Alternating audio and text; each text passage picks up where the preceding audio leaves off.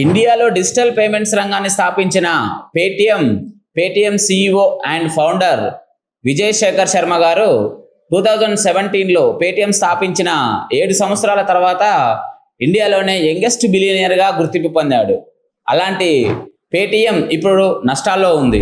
Paytm వచ్చిన 5 సంవత్సరాల తర్వాత వచ్చిన ఫోన్పే 102 కోట్ల లాభాలతో దూసుకెళ్తుంది. ఎందుకు పేటిఎం డౌన్ఫాల్ అవుతుంది? తెలుగులో ఒక సామెత ఉండేది, ఓడలు బల్లవుతాయి, బళ్ళు ఓడలవుతాయి. అంత పెద్ద సక్సెస్ చూసిన పేటిఎం ఇప్పుడు చాలా నష్టాల్లో కూడుకుపోయింది. పేటిఎం యొక్క డౌన్ఫాల్ గురించి, అలాగే ఫోన్పే ఎలా గ్రోత్ అవుతుందనే విషయాన్ని ఈ వీడియోలో చర్చించుకుందాం.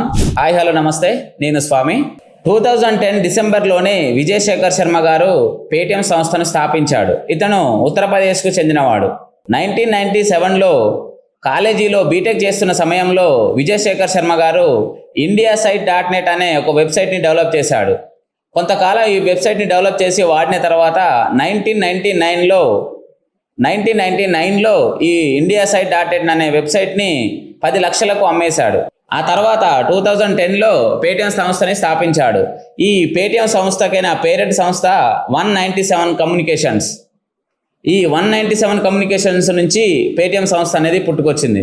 పేటిఎం స్థాపించిన మొదట్లో మొబైల్ రీఛార్జెస్ అండ్ డిటిహెచ్ రీఛార్జెస్లు మాత్రమే ఉండేవి. ఆ తర్వాత కొంతకాలం తర్వాత బిల్ పేమెంట్స్, అలాగే railway ticket bookings, movie tickets bookings, అలా కొంత యాడ్ చేసుకుంటూ merchant codes and QR codes, ఇలా ఫైనాన్షియల్ సర్వీసెస్ అంటూ, యూపీఐ సర్వీసెస్ అంటూ ఒక్కొక్కటి యాడ్ చేసుకుంటూ గ్రోత్ అయిపోయింది. 2016 డిమానిటైజేషన్ టైంలో పేటిఎం డిజిటల్ పేమెంట్స్ ప్రధాన పాత్ర పోషించింది. 2016 తర్వాత పేటిఎం కంపెనీ చాలా లాభాల్లోకి వెళ్ళిపోయింది. 2017లోనే ఇండియాలోనే యంగెస్ట్ బిలియనియర్గా ఆయనకు అవార్డు కూడా వచ్చింది. 2021లో పేటిఎం ఇండియాలోనే అతిపెద్ద ఐపీఓని స్థాపించి 18,300 కోట్లతో భారత స్టాక్ మార్కెట్లో లిస్ట్ అయింది.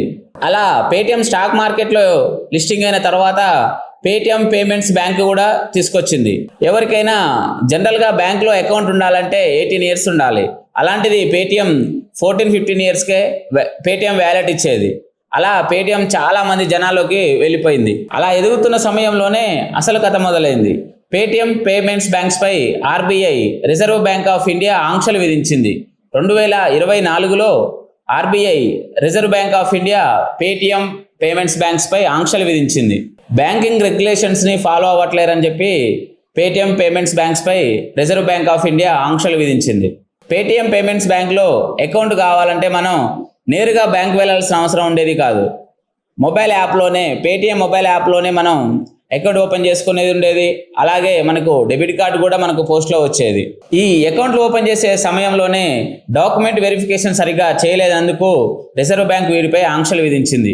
పేటిఎం పేమెంట్స్ బ్యాంక్కి, అలాగే వాటి పేరెంట్ సంస్థ అయిన 197 కమ్యూనికేషన్స్ అనే సంస్థకి పారదర్శకత లేకపోవడం, మంచి సంబంధాలు లేకపోవడం వలన ఈ రిజర్వ్ బ్యాంక్ అనేది ఆంక్షలు విధించింది. 2024 ఫిబ్రవరి నుంచి పేటిఎం పేమెంట్స్ బ్యాంక్ సర్వీసెస్ మొత్తం నిలిపివేసింది. ఈ న్యూస్ సర్క్యులేషన్ అవడం వల్ల పేటిఎంలోని కస్టమర్స్ అందరూ విత్డ్రా చేసుకున్నారు. అలా కస్టమర్లు మొత్తం వేరే ప్లాట్ఫామ్కి వెళ్ళిపోయారు.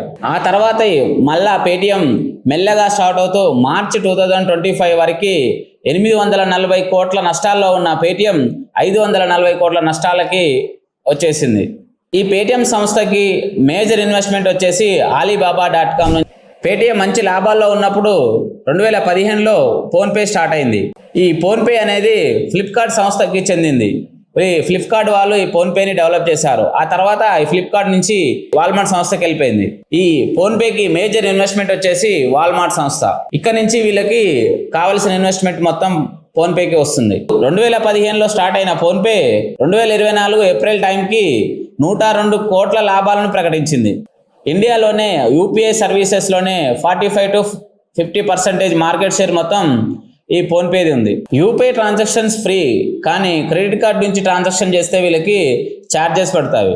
అక్కడి నుంచి కమిషన్ వస్తుంది. అలాగే ఫైనాన్షియల్ సర్వీసెస్, మర్చెంటెడ్స్, క్యూఆర్ కోడ్స్, వీటి ద్వారా వీళ్ళకి రెవెన్యూ అనేది జనరేట్ అవుతుంది. ఇదే కాకుండా మనకి ఫోన్పే కానీ పేటిఎం కానీ ఈ యాప్స్లో మనకి యాడ్స్ వస్తుంటాయి. ఈ మేజర్ ప్రాఫిట్ అనేది వీళ్ళకి యాడ్స్ నుంచి జనరేట్ అవుతుంది. ఆ తర్వాత mobile recharges, DTH, bill payments, వీటి నుంచి నేరుగా ఇప్పుడైతే ఫోన్పే వాళ్ళైతే నేరుగా కస్టమర్ నుంచి వెళ్ళి ₹1, ₹2 ఛార్జ్ చేస్తున్నారు. బ్యాక్గ్రౌండ్లో కూడా వాళ్ళకి టెలికాం కంపెనీలు కమిషన్స్ ఇస్తాయి. మేజర్ రెవెన్యూ వచ్చేసి వీటికి షాప్స్లలో, బిజినెస్ ఏరియాస్లలో వాళ్ళకి సౌండ్ బాక్సులు ఇస్తారు. అలాగే పిఆర్ కోడ్స్, మర్చెంటైడ్స్, వీటి ద్వారా వీళ్ళకి ఎక్కువగా రెవెన్యూ జనరేట్ అవుతుంది. అలాగే వీళ్ళకి ఫైనాన్షియల్ సర్వీసెస్ కూడా ఇస్తారు. ఫోన్పే ఇంతలా లాభాల్లో వెళ్ళడానికి మెయిన్ ఇన్వెస్ట్మెంట్. ఈ ఇన్వెస్ట్మెంట్ అనేది వీళ్ళకు మొదట్లో ఫ్లిప్కార్ట్ నుంచి వచ్చేది. ఆ తర్వాత వాల్మార్ట్ సంస్థ నుంచి వీళ్ళకు మేజర్ ఇన్వెస్ట్మెంట్ వస్తుంది. అలాగే వీళ్ళకి ఓన్ బ్యాంకింగ్ సంస్థ లేదు. ఎస్ బ్యాంక్ తో టైఅప్ అయి వీళ్ళకి సర్వీసెస్ అందిస్తుంది. ఒక సంస్థ మంచిగా రన్ అవ్వాలంటే ప్లానింగ్ ఒకటే కాదు, ఇన్వెస్ట్మెంట్ కూడా ఉండాలి. ఇది ఇవాల్టి వీడియో. ఈ వీడియో కనుక మీకు ఏమైనా ఇన్ఫర్మేషన్ అనిపిస్తే లైక్ చేయండి, షేర్ చేయండి, సబ్స్క్రైబ్ చేయండి. Thank you.